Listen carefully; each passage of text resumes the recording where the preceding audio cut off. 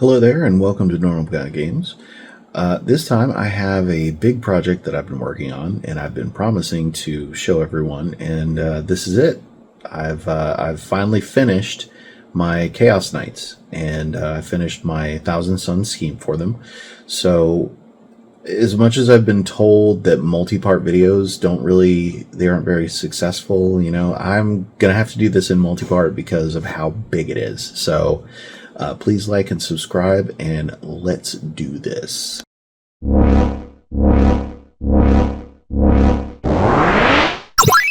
So I was lucky enough that a friend of mine had a box of the Chaos Knights actually left on his shelf in his store, and his store is Crystal Castle Cards. If you guys, if you're interested, go out there. I think he has another one as of the recording of this video, as a matter of fact. So this is what the scheme that I picked out is going to look like.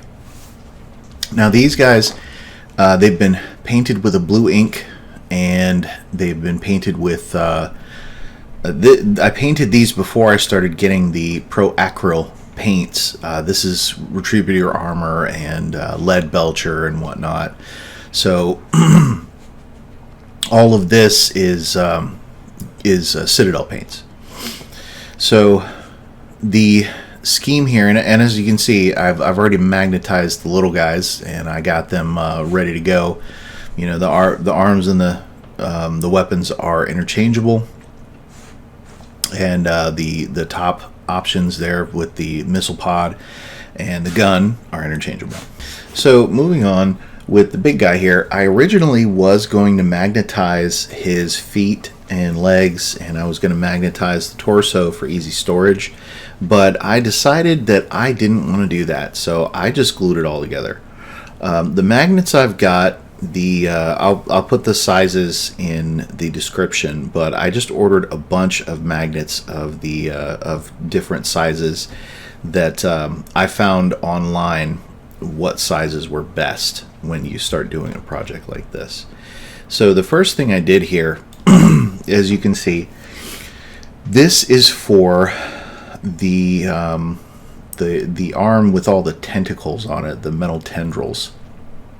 Now this little piece here, and it's going to work the same way for everything you do. I used a bit of sprue, as you can see, and I put the two pieces of sprue together, and then I am basically going to glue them in. And as you can see, if you cut it right, you can actually let it sit flush, and that's what you want. You want it to sit flush in the little piece here. So this upper piece already is big enough for the magnet, so you don't even have to do any snipping. As you can see here now, I am affixing everything in place now that I have measured it. Always test and measure what you're going to do before you start gluing. It's the same thing, measure twice, cut once, right? It's the same deal, same concept. So and keeping in mind also the the plastic glue here will not work with the magnets. And as this is actually, I'm using some sprue glue to add a little bit more heft to it. So what I'm doing, and I did measure this out and make sure that all of the magnets are in the right orientation as well. That's why I have them attached to those tweezers, so I can tell which side is which. Now when I start adding this in, I'm going to put super glue all around it, and I'm going to try really hard not to get a whole lot on the top, but I am going to put some around the seam. So what I do here is I put the magnet right in there, stuff it right in, and then I use a little bit of that super glue to go around the just the outside edge here. And this is just to kind of keep it secure, but you don't want a whole lot on this outer piece, right? I just put a very, very thin coat on the outside, and all that is just to try and keep it a little more steady, because it's you want it to sit in there. Now this piece here, it's also just about the right size for that same magnet. So what you want to do is you want to snip or cut that piece off.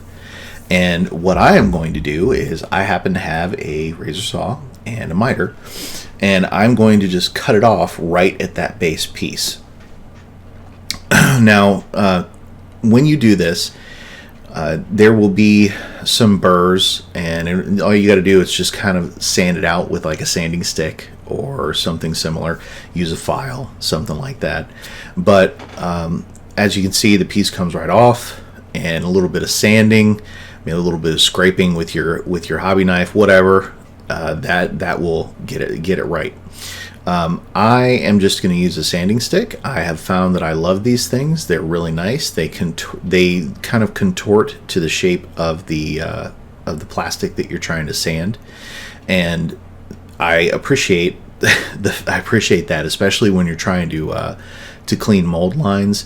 If you get some of the very fine stuff, you can clean the mold lines pretty well and clean any snipped areas pretty well. And that kind of helps moving forward.